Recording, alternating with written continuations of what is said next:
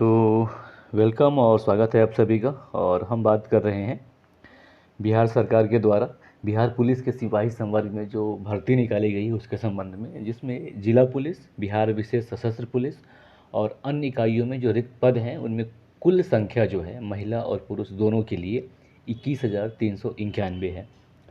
जबकि अगर हम जो वेतनमान की बात करें या सैलरी की बात करें तो 21,700 से लेकर 69,100 रुपये तक है, यानी कि काफ़ी अच्छा सैलरी है इसमें सिपाही समर के लिए। और इसका जो विज्ञापन संख्या है वो 1/2023 है। और इसमें जो ऑनलाइन आवेदन भरने की प्रक्रिया जो है वो 20 जून से प्रारंभ होगी और 20 जुलाई तक चलेगी, यानी कि 20/7/2023 के तक चलेगी, है ना। और बात करें कि इसका पाठ्यक्रम क्या होगा, थोड़ी पाठ्यक्रम देख लें बिल्कुल शॉर्ट में।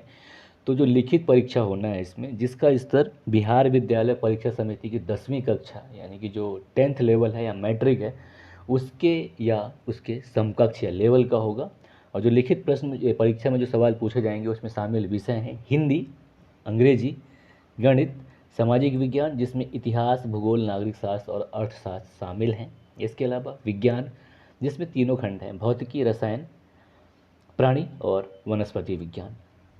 इसके अलावा सामान्य ज्ञान और समसामयिक मामलों से संबंधित वस्तुनिष्ठ प्रश्न होंगे। और कुल जो प्रश्न होंगे 100 अंक के होंगे, यानी कि जिसमें 100 प्रश्न होंगे और 2 घंटे में एक प्रश्न पत्र में कुल 100 प्रश्न होंगे, यानी कि 120 मिनट मिलेंगे आपको 100 सवाल करने हैं और 100 सवाल के 100 नंबर होंगे। और ये भी है कि लिखित परीक्षा में 30% से कम अंक प्राप्त करने वाले जो अभ्यर्थी हैं वो शारीरिक दक्षता परीक्षा के लिए असफल घोषित किए जाएंगे। 3 लेयर में पेपर होना है। पहला तो लिखित है जिसमें आपको पास होना ही है, और 30% आप ला रहे हैं इसका मतलब आप फेल हैं, आप आगे नहीं जा सकते।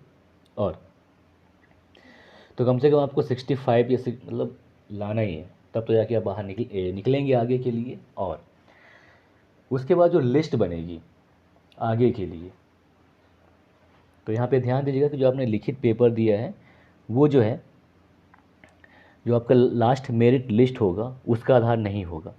और जो लिखित परीक्षा आपका होना है इससे सिर्फ आप सेकेंड एग्ज़ाम के लिए क्वालिफाई कर पाएंगे, यानी कि जो शारीरिक दक्षता होना है और जांच माप परीक्षा होगा सिर्फ आप उसके लिए होंगे, ठीक है।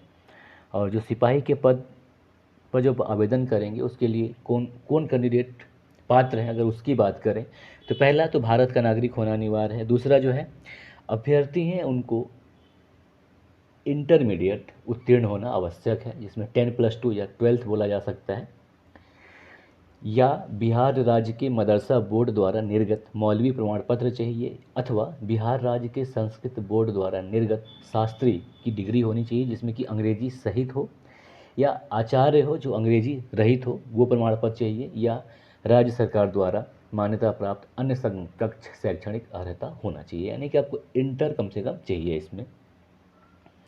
और उम्र जो है वो, जो उम्र को जोड़ा जाएगा वो 1/8/2022 से जोड़ा जाएगा। और आपकी उम्र जो है, जो सामान्य वर्ग हैं जिसमें अनारक्षित वर्ग हैं उसके लिए पुरुषों और महिलाओं के लिए न्यूनतम उम्र जो है 18 वर्ष और अधिकतम उम्र जो है 25 वर्ष मांगी गई है। इसके अलावा जो पिछड़ा वर्ग हैं और अत्यंत पिछड़ा वर्ग हैं उनके पुरुषों के लिए न्यूनतम 18 वर्ष और अधिकतम जो है 27 वर्ष। और पिछड़ा वर्ग एवं अत्यंत पिछड़ा वर्ग की कोटि में जो महिलाएं हैं उनके लिए न्यूनतम 18 वर्ष और अधिकतम जो है 28 वर्ष मांगा गया है। जबकि अनुसूचित जाति, जनजाति, इनके पुरुषों एवं महिलाओं दोनों के लिए, साथ ही साथ जो ट्रांसजेंडर अभ्यर्थी हैं उनके लिए न्यूनतम 18 वर्ष और अधिकतम 30 वर्ष, ठीक है। और जो जितने भी कोटि हैं, जो आरक्षण कोटि के हैं जो कि बिहार में प्रशिक्षित एवं नामांकित हैं, उनके जो गृह रक्षक हैं उनको निर्धारित जो है उम्र में 5 वर्ष की छूट दी जाएगी। और जो उम्र गणना होना है वो जो 10th लेवल का मार्कशीट है उसी के आधार पर होगा।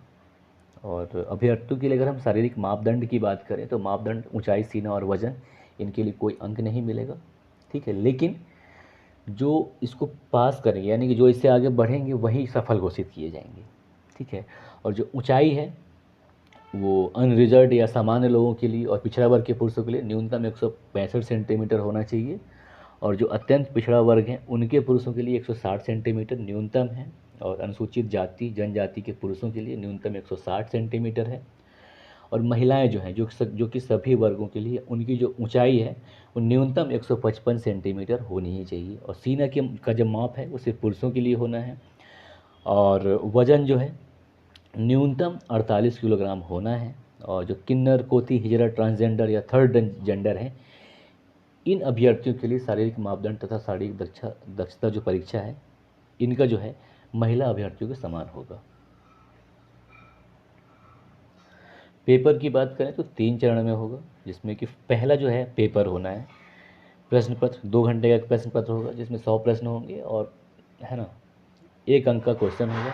और उसके बाद क्या होगा, जो दूसरा चरण होगा उसमें आपका शारीरिक दक्षता या योग्यता मापी जाएगी, जिसमें दौड़ शामिल है। तो दौड़ के अधिकतम 50 अंक है, और अगर आप 5 मिनट में 1600 मीटर दौड़ लेते हैं तो 50 अंक मिलेंगे, और 5 मिनट से 5 मिनट 20 सेकंड तक दौड़ते हैं तो 40 अंक। तो जितना अच्छा है आप डेली तैयारी भी करिए और दौड़ना भी चालू कर दें डेली, कम से कम 1-1 घंटा, और अपना टाइम मिलाना चालू करिए। तो लगभग सितंबर अक्टूबर में ये पेपर होना संभावित है, हो सकता है। तो आपका दौर बराबर हो जाएगा। और ऐसे लोग जो 6 मिनट से अधिक समय लेंगे दौड़ने में वो फेल हो जाएंगे। और ऐसी महिलाएं जिनको सिर्फ 1 किलोमीटर दौड़ना है, मतलब महिलाओं को 1 किलोमीटर दौड़ना है, अगर वो 5 मिनट से अधिक समय लेती हैं तो उनको फेल घोषित कर दिया जाएगा। इसके बाद गोला फेंक होगा जिसमें 25 अंक मिलेंगे आपको।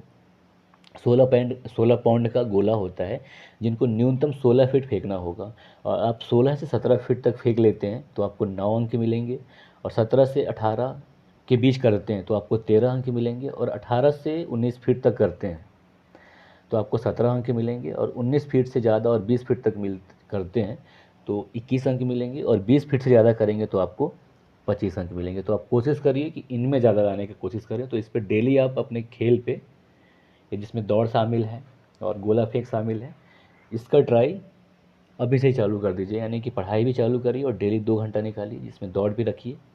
और गोला फेंक करना है आपको, गोला 16 पाउंड, यानी कि अब इसका निकाल लीजिएगा कितना किलो होता है। तो हम लोग बात कर रहे थे पुरुषों के लिए 16 पाउंड का फेंकना है आपको। तो ये 7 किलो और 7 किलो 257 ग्राम होता है, तो लगभग वही 7.5 किलो का गोला आप बना लीजिए अपने हिसाब से।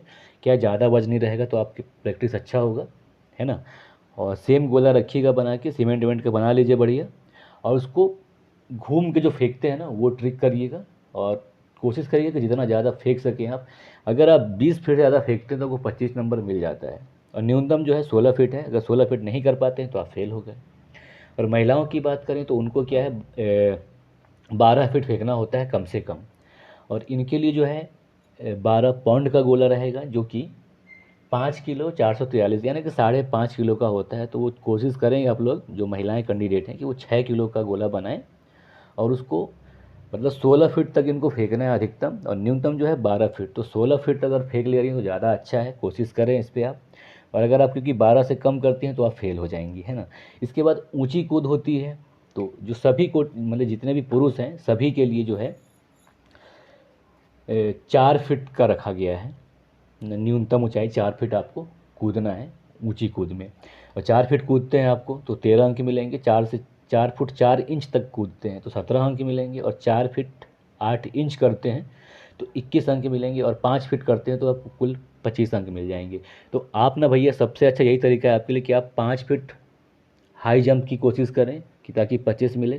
तो उस दिन यानी कि जिस दिन आपका जजमेंट डे रहेगा, जिस दिन आपको ये सब होगा, तो आप कोशिश करें कि 5 ही फीट कूद पाएँ। तो 5 का ही तैयारी रखिए, मैं तो कहता हूँ 6 कर लो भाई, अब ज़्यादा अच्छा रहेगा, है ना। तो 6 का रखिए टारगेट। और क्योंकि 4 फीट से जो भी कम कूदेगा उसको भैया वो वहाँ से भगा देंगे, बोले भागो यहाँ से, तो आपका पूरा मेहनत बेकार जाएगा। क्योंकि आप दौड़ में निकाल चुके हैं, गोला फेंक निकाल चुके हैं, उसके बाद आता है ऊंची कूद।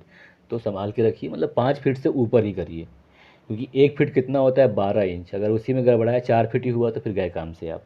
और महिलाओं की बात करें तो इनके लिए जो है 3 फीट से लेकर 4 फीट तक रखा गया है। 4 फीट में इनको 25 अंक मिल जाएगा, और 3 फीट से 13 अंक, 3 फीट 4 इंच 17 अंक, तो आप जितनी महिलाएं हैं जो सुन रही हैं, रिक्वेस्ट है कि आप 4 फीट सीधे छलांग मारिए, ज़्यादा अच्छा रहेगा।